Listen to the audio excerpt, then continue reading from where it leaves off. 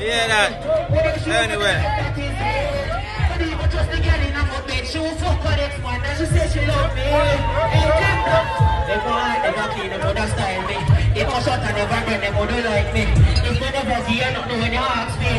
On the spot, news media, we got the latest news. We don't care about the views, we just representing right.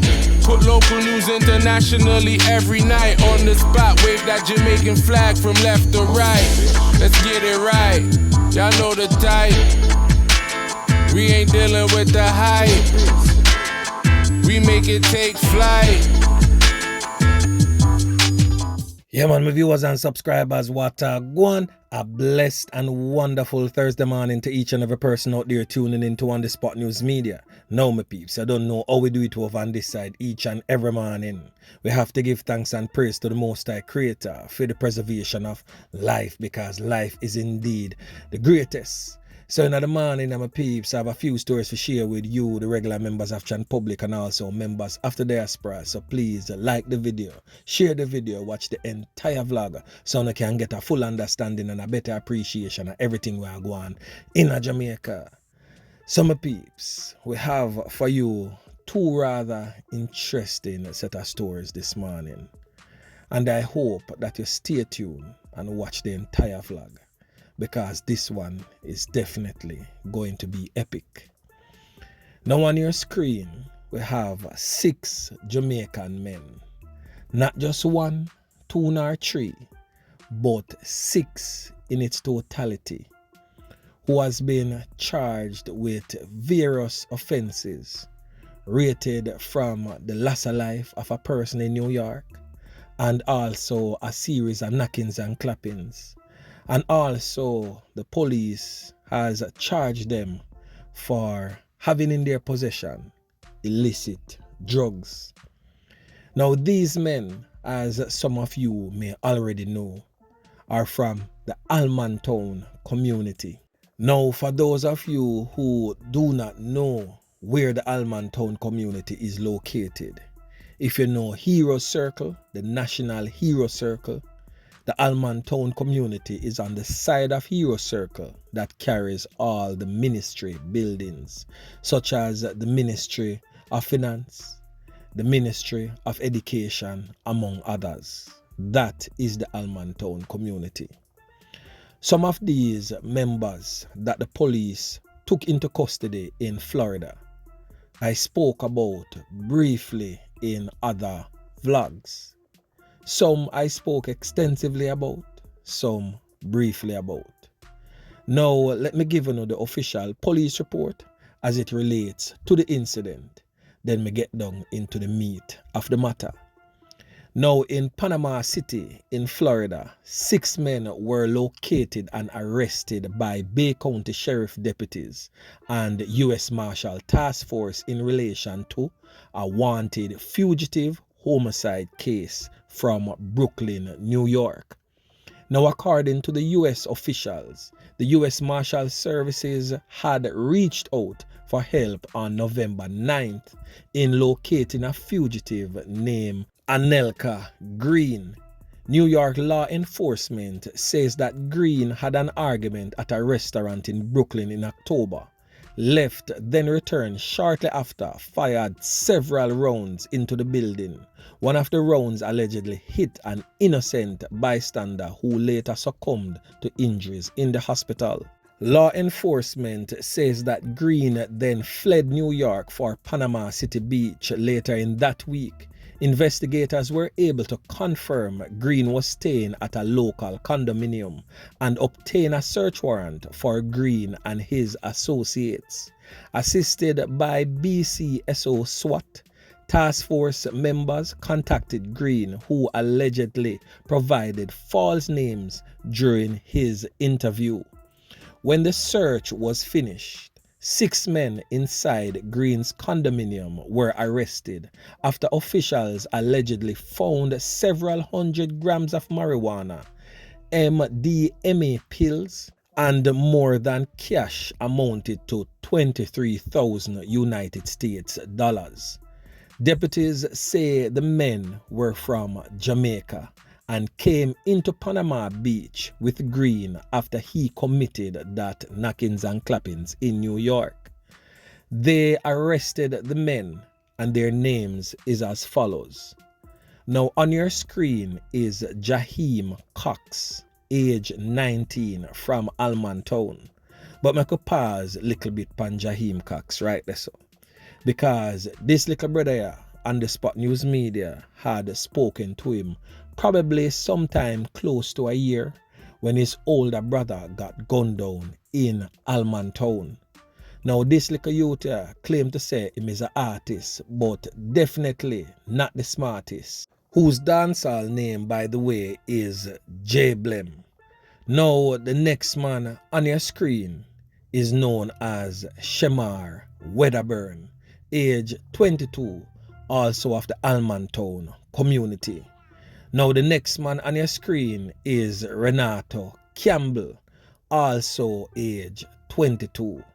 Now this criminal element here right now on your screen, Shamari Livingston, he is the one that was saying straight darkness in that little video clip I showed to you just before the intro.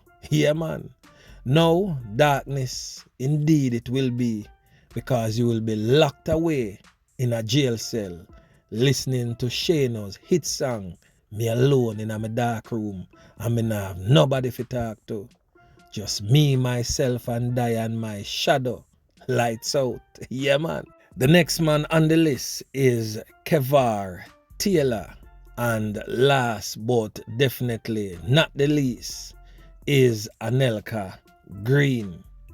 Green, who was charged with fugitive from justice and for charges of robbery and homicide, and is now also charged with giving false names to law enforcement officers, possession of marijuana with intent to distribute, possession of MDMA, and possession of paraphernalia. Green is also out on bond, by the way, from New York for firearm-related charges. He was arrested and charged in September for firearm-related charges. Now, my peeps, honestly said them criminal elements, them all dirty kind of boy, is living true to that statement that says a leopard never changes its spots. Sometimes them criminal elements definitely will not and will never change. And no matter how we want to look upon them or how we want to see them, because I'm pretty sure that a lot of persons are out there who is in disagreement with On The Spot News Media. But let me tell you this, some of them boy can't redeem because what? Them on a digital pints. Yeah man, we don't need to understand them thing there. So them criminal elements here, anywhere them go, them just continue to wreak havoc and wave the Jamaican flag so very high in the most negative light possible. You know how much people were there in Jamaica we would have want to get a chance in life just to go to the United States of America and get a start? Boy, may I tell you, them boy get them start and definitely nah move smart with the start. By the way, this man presently on your screen is the only one who gained entry into the United States legally, as he was the holder of a 10 years United States visa, who of course overstayed and now became illegal in the country. Boy, Jano, may I tell you, star, the Jamaicans never ever cease to amaze. But definitely I will be following this news and update you in subsequent newscast. Now the next thing that we are going to talk about is a series of knockings and clappings we're going over there in Norwood, St. James. Yeah man, may I tell you, Norwood St. James is back in the spotlight, but this time in a negative way. Yeah man. And before me get into the official reports as it relates to that particular incident, I just want to point out that Norwood St. James has 6 security checkpoints presently. It is also under the ZOZO, that is the Zones of Special Operation, and now inducted into the state of public emergency. So Norwood has what I would consider more security checkpoints than just about any other community in the parish of St. James presently. So let me get into the official report as it relates to that knockings and clappings.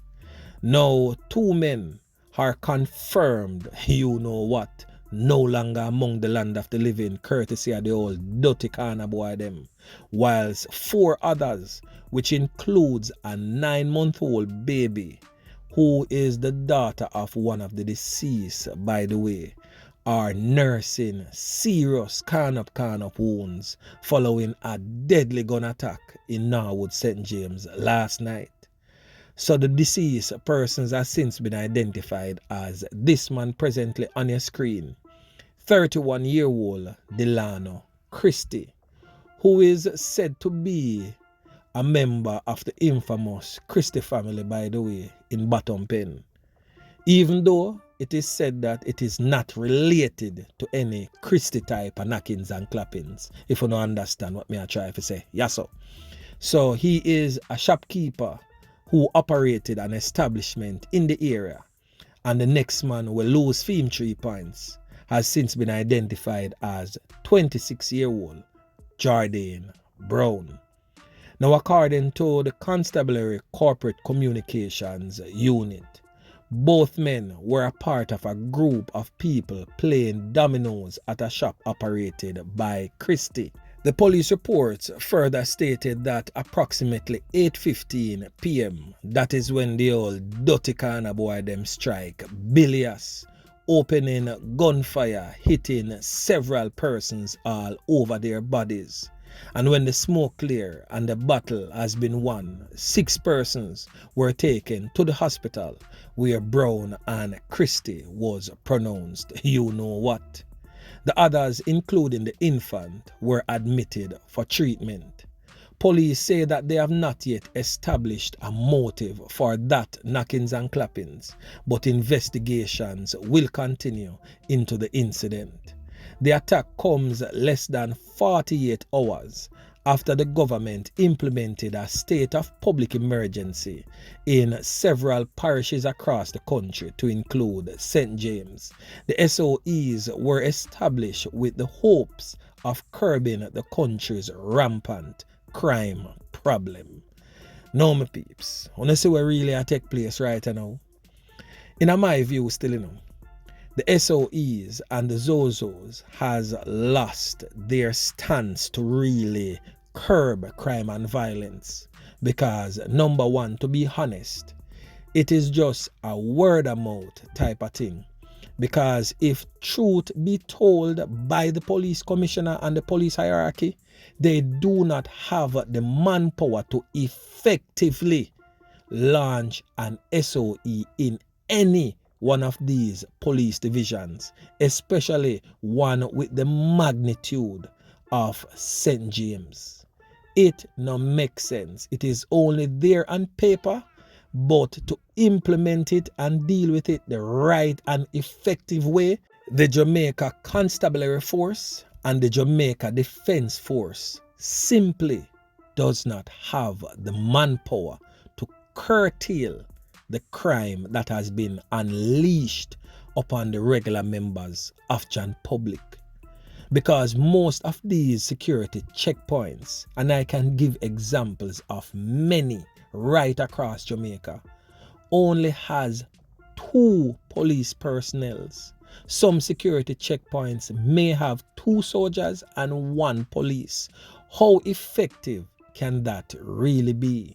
They just sit gingerly under like a tent, if that is provided, And they just sit and allow people to go about their regular business, which I don't blame them, because how can 2 or 3 security officers really effectively police any area?